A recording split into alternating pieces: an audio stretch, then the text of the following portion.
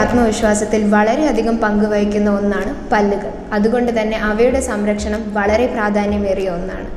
പല്ലുകളുടെ ഇടയിൽ അടങ്ങിയിരിക്കുന്ന ഭക്ഷണ പദാർത്ഥങ്ങൾ നീക്കം ചെയ്യുക എന്നത് തന്നെയാണ് ദന്ത സംരക്ഷണത്തിലെ ഒരു പ്രധാനപ്പെട്ട കാര്യം. അതുകൊണ്ട് തന്നെ ശരിയായ രീതിയിൽ ബ്രഷിംഗ് വളരെ പ്രാധാന്യമേറിയതാണ്. എത്ര തവണ ബ്രഷ് ചെയ്യുന്നെന്നോ എത്ര നേരം ബ്രഷ് ചെയ്യുന്നെന്നോ എന്നതിലല്ല കാര്യം, എങ്ങനെ ചെയ്യുന്നു എന്നതിലാണ് കാര്യം. എങ്ങനെയാണ് ശരിയായ രീതിയിൽ ബ്രഷ് ചെയ്യുന്നത്? അതിനാൽ ആദ്യം ആവശ്യത്തിന് പേസ്റ്റ് ബ്രഷിലെടുക്കുക. പേസ്റ്റ് 90 ഡിഗ്രി ആംഗിളിൽ വെച്ച് മുതിർന്നവർക്ക് ഒരു പയറിൻ്റെ വലുപ്പവും കുട്ടികൾക്ക് ഒരു ചെറു പയറിൻ്റെ വലുപ്പവും 2 വയസ്സിൽ താഴെയുള്ള കുഞ്ഞുങ്ങൾക്ക് ഒരു തുള്ളി വലുപ്പവുമാണ് എടുക്കേണ്ടത്. ആവശ്യത്തിന് പേസ്റ്റ് എടുത്ത ബ്രഷ് പല്ലിൻ്റെ മോണയുടെയും ഇടയിൽ തട്ടി നിൽക്കുന്ന വിധം വെക്കുക. അതിനുശേഷം മുകളിൽ നിന്ന് താഴോട്ട് സ്വീപ്പ് ചെയ്യുക. ഇങ്ങനെ ചെയ്യുന്നതിലൂടെ പല്ലിൻ്റെ ഇടയിലിരിക്കുന്ന ഭക്ഷണ പദാർത്ഥങ്ങളെല്ലാം മുകളിൽ നിന്ന് താഴേക്ക് വരും. ഒരേ സമയം 2 മുതൽ 3 പല്ല് സ്വീപ്പ് ചെയ്ത് കൊടുക്കുക. ഇതുപോലെ തന്നെ പല്ലിൻ്റെ പിൻഭാഗവും മുകളിൽ നിന്ന് താഴേക്ക് സ്വീപ്പ് ചെയ്ത് കൊടുക്കുക. ഇപ്രകാരം മുകളിലെ നിരയുടെ പല്ലുകൾ വൃത്തിയാക്കിയതിനു ശേഷം താഴെ നിരയിലെ പല്ലുകളും ഇതുപോലെ സ്വീപ്പ് ചെയ്ത് കൊടുക്കുക. എന്നാൽ ഇവിടെ നേരത്തതിൽ നിന്നും വ്യത്യസ്തമായി താഴെ നിന്ന് മുകളിലേക്ക് സ്വീപ്പ് ചെയ്ത് കൊടുക്കുക.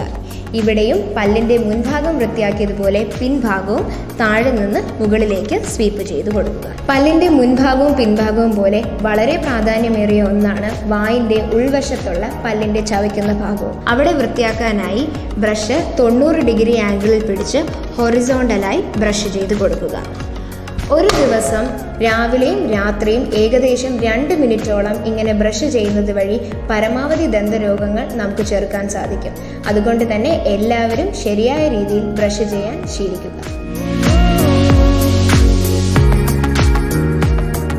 പല്ലുകളുടെ സംരക്ഷണം ആരോഗ്യ സംരക്ഷണത്തിൻ്റെ ഭാഗമാണ്. അതുകൊണ്ട് തന്നെ നമ്മൾ ഓരോരുത്തരുടെയും പല്ലുകളെ വൃത്തിയായി സൂക്ഷിക്കേണ്ടത് നമ്മുടെ കടമയാണ്.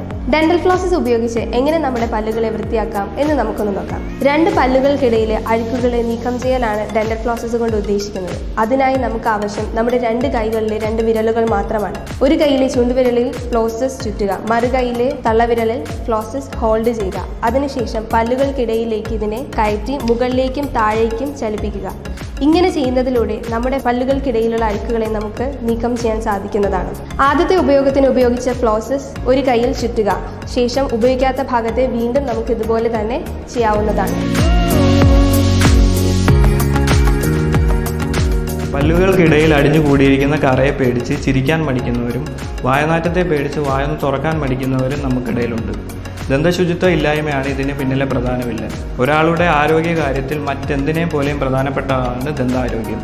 ബ്രഷിങ്ങിലൂടെ എത്തിപ്പെടാൻ സാധിക്കാത്ത പലയിടങ്ങളിലും കൃത്യമായി വൃത്തിയാക്കാൻ ഉപയോഗിക്കുന്ന സൊല്യൂഷനാണ് മൗത്ത് വാഷ്. ഇത് 2 രീതിയിൽ ഉപയോഗിക്കാവുന്നതാണ്. മൗത്ത് വാഷ് മാത്രമായോ അല്ലെങ്കിൽ മൗത്ത് വാഷിനോടൊപ്പം അതേ അളവിൽ വെള്ളം ചേർത്ത് ഡയലൂട്ട് ചെയ്ത് ഉപയോഗിക്കാവുന്നതാണ്. ഡോക്ടറുടെ നിർദ്ദേശപ്രകാരം ഇത് ചെയ്യുക.